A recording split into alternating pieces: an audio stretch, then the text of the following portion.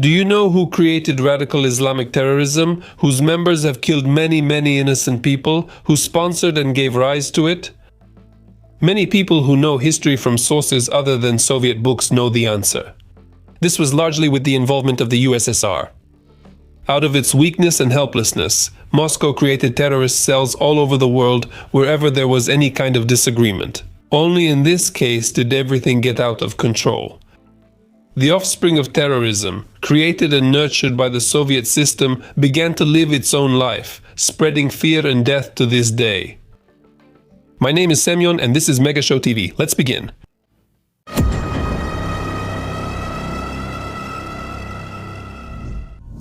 The USSR is the Arabs' reliable rear base. In one of the previous videos, we examined the history of the Arab-Israeli conflict in great detail and step by step, so we won't focus on that specifically here. Let me just remind you that starting from the late 1950s, the following balance of power was established in the Middle East. The main ally of Israel was the United States, and the main ally of the Arab states was the USSR. In practice, this meant that the Arab-Israeli conflict became an integral part of the Cold War. And the Middle East became another staging ground for this global confrontation and a potential site for the outbreak of World War III, albeit with local specifics. The State of Israel demonstrated incredible strength and dealt a crushing defeat to the Arab states, both in the Six-Day War and in the Yom Kippur War. And this was despite the fact that the enemy had a multiple advantage in manpower and was heavily equipped with Soviet weapons and technology. USSR. After such defeats, the USSR decided to use terrorist methods to destabilize the situation and to prevent the long-awaited peace from coming to those lands. The main force they relied on was the Palestine Liberation Organization, which was led by Yasser Arafat. But besides it, there were also a number of other radical Islamist groups, including Fatah, Black September, the Popular Front for the Liberation of Palestine, and the Palestinian Liberation Front. The Democratic Front for the Liberation of Palestine. Oh, you can't even list them all. It's noteworthy that very often such organizations had two divisions. A legal, public wing resembling a political party, and a paramilitary, or more precisely, a terrorist one, which actually did all the dirty work. It's precisely the terrorist component that we'll talk about. Terrorism instead of war. Remember once again what I said in previous videos. Terrorism is actually an admission of one's own powerlessness. Terrorist methods are used only when it is impossible to achieve one's goals honorably in battle, or when it is not possible to reach an agreement through diplomacy. The USSR finally realized that it would not be able to crush Israel using its proxy forces from Arab states, and it did not want to participate directly in the war, rightly fearing a retaliatory strike from the United States. As for diplomacy, in the 1960s this issue was not even considered. The Arabs categorically refused to recognize Israel as an independent state and were not willing to make any compromises. Such stubbornness suited the Kremlin strategists very well, so in that case they decided that only terror remained. Terror and more terror. I want to emphasize right away that targeted terrorist attacks against the residents of Israel were carried out practically from the very first days of its existence. For example, Turkey. In 1954, a group of Arab militants attacked a Tel Aviv-Eilat bus, resulting in the deaths of 11 Israelis. And in 1956, terrorists opened fire in a synagogue near the city of Ramla, which led to the deaths of 6 children and 1 adult. However, all these terrorist attacks were isolated and unorganized. The militants of the first wave clearly lacked training and discipline. They also lacked planning and technical equipment. And all of this was kindly provided by the most peace-loving state in the world, the USSR. It should be noted that, unlike with the Red Brigades or the Black Panthers, where Moscow tried to conceal its involvement and act through proxies, the USSR's support for Arab terrorists was not really hidden. Only at the official level were they called participants in the national liberation movement and valiant fighters against Israeli militarism. To improve their level of training, the 165th Training Center for the Training of Foreign Servicemen was established in sunny Crimea, near Simferopol. In reality, terrorists and saboteurs were trained there, who later helped bring the bright communist future to many places, even probably to the world's hotspots. In Africa, Asia, Latin America, and of course in the Middle East.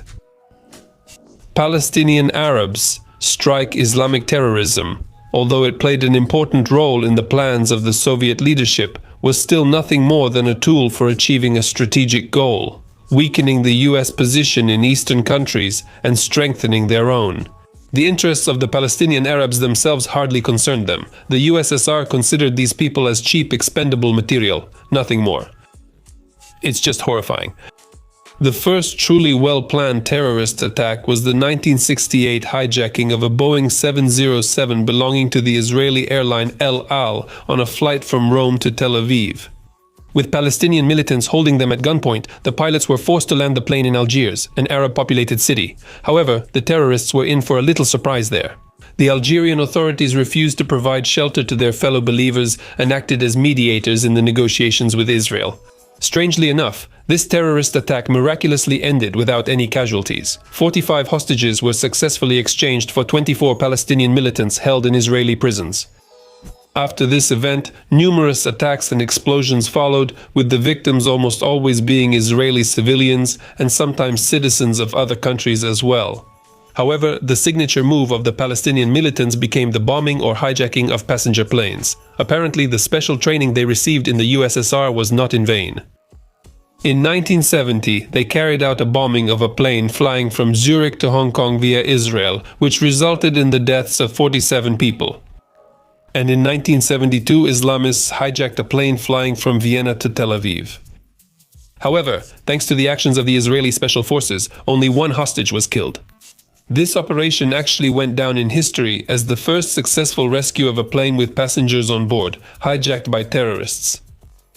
And again, in 1972, one of the most horrific terrorist attacks in human history took place. I already mentioned it earlier. The capture and holding of Israeli athletes during the Summer Olympic Games in Munich. Despite the efforts made by the security services, all 11 hostages died. The international community was simply shocked by the unprecedented outbreak of terrorism. A communist and a terrorist in one person. The most striking example of Moscow's influence on Islamic terrorists is the fate of Carlos the Jackal. Now, this name is little known, but in the 1970s and 1980s, he was one of the most wanted terrorists on a global scale. He himself was originally from faraway Venezuela, and his name was Ilich Ramirez Sanchez. The reason Ilich was such a strange name in a Spanish-speaking country was that his father was a staunch communist. And that's why he named his 3 sons after Vladimir Ilich Lenin. The eldest was named Vladimir, the middle one Ilich, and the youngest Lenin. As you may have guessed, the future leader of the militants was the middle son. However, he went down in history under the nickname Carlos the Jackal, and that's what we will call him. The son not only followed in his father's footsteps, but went much further. As a member of the youth wing of the Communist Party of Venezuela, he received an invitation to study at the Patrice Lumumba People's Friendship University in Moscow, of People's Friendship, named after Patrice Lumumba. In those years, this was often practiced by Soviet intelligence services. After all, by recruiting young people from countries in Asia, Africa, and Latin America, and educating them in the spirit of devotion to communist ideals, they were thus preparing potential agents of Soviet influence in these countries. A significant number of them were recruited by the First Directorate of the KGB or the Main Intelligence Directorate of the General Staff. Carlos the Jackal was no exception. He too was being prepared as a future spy, saboteur, guerrilla, and terrorist.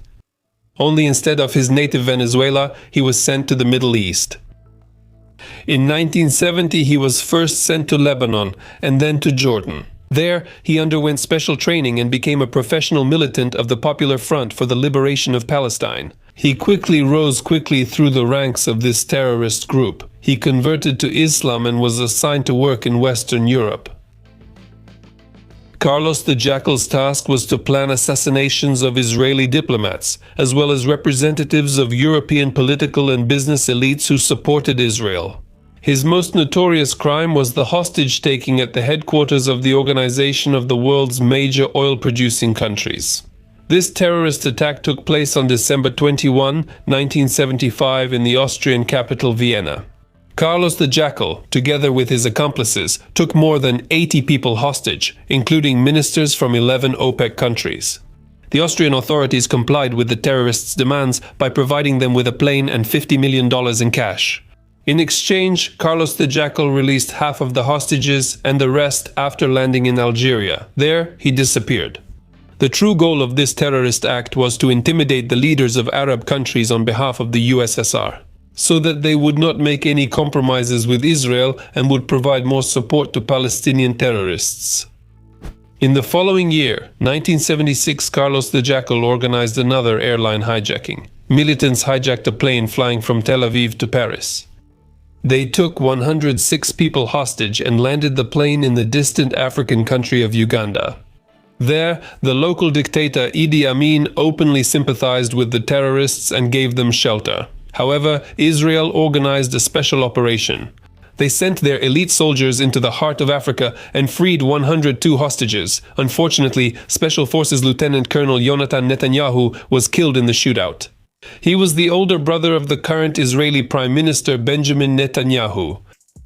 In fact, Carlos the Jackal is responsible for several dozen different terrorist attacks. Among them is also the bombing at Radio Free Europe in 1981 in Munich, the bombing at the editorial office of Al Watan Al Arabi magazine in Paris in 1984. Their goal was to intimidate European media outlets that were spreading unpleasant truths about the USSR. The end of Carlos the Jackal's terrorist career came only in 1994 when the Sudanese authorities arrested him and handed him over to French agents. The French justice system gave him the maximum sentence for his past deeds. Now the former terrorism mastermind is serving a life sentence, and from time to time he writes various petitions for pardon. He also constantly praises Putin and his policies. Not long ago, Carlos the Jackal addressed the Kremlin dictator. He requested to be granted Russian citizenship, hoping to be exchanged later for some spy. Apparently, in his old age, he is relying on his former comrades from the KGB. But so far it hasn't been very successful. Terrorism is getting out of control. The most interesting thing is that Islamic terrorism, which was fed and supported by the USSR, started to slowly get out of the Soviets' control from the mid-1970s. It began to gain its own strength and significance and started to pursue its own goals. These goals were no longer connected to the spread of communism around the world. Moreover, these processes were happening not only in the Middle East, but also in other Arab countries. Islamic radical fundamentalists, inspired by the actions of their Palestinian colleagues, also turned to terrorism. Just consider the hostage-taking at the mosque in the city of Mecca in 1979, or the bombings of the peacekeepers' barracks in Beirut in 1983. Terrorism began its march across the world. Over time, most Islamists shifted their focus from the USSR to Iran, which began to position itself as the center of the Islamic world's most orthodox strands. Today's Hamas, Hezbollah, and Yemeni Houthis are nothing more than fledglings from Tehran's nest. And after the victory of the Mujahideen in Afghanistan, another hotbed of international terrorism emerged, which later became known as Al-Qaeda. The irony, as they say, is that the terrorist attacks directed against Israel actually had the opposite effect. They united and strengthened the determination of the Jewish people to continue fighting the enemy, up until its complete destruction, and only after the collapse of the USSR did a real opportunity arise for a peaceful resolution of the Middle East problem, the Oslo Accords, which were signed in 1993, allowed for the creation of Palestinian statehood, at least in a limited form, as an autonomy. However, true peace in the Middle East is still a long way off. You know this just as well as I do. He who raises the sword will perish by the sword. And now, the most instructive part of everything said in this episode. Islamic terrorism, which was nurtured in Soviet training camps, didn't just take on a life of its own. But in the end, it bit its own creator. So to speak, the snake charmer became the victim of his own cobra's bite. Take, for example, at least the First and Second Chechen Wars. After all, on the side of the Chechens there were radical Muslim volunteers. from many Arab countries. For example, a native of Saudi Arabia, Field Commander Khattab, whom the FSB hunted for a long time, or his colleagues, Abu Umar Muhammad as-Sayyaf and Abu al-Walid. Both men were also from Saudi Arabia. But who started such dangerous processes for the Russian Federation? Of course, short-sighted strategists from Brezhnev's Politburo. Seeking to strengthen its influence in the Middle East, Moscow used various radical groups as a tool in its geopolitical struggle against the West, especially the United States. However, in the end, this brilliant plan led to long-term consequences that no one bothered to calculate. Thus, the Soviet Union's support of Islamic terrorist groups was initially nothing more than a part of the Cold War. But later, it got out of control and contributed to the emergence of threats that the international community still cannot resolve. The spread of radical Islamism clearly demonstrated that manipulating extremist movements can lead to truly unpredictable results that future generations will still have to face. That's all. Goodbye, everyone.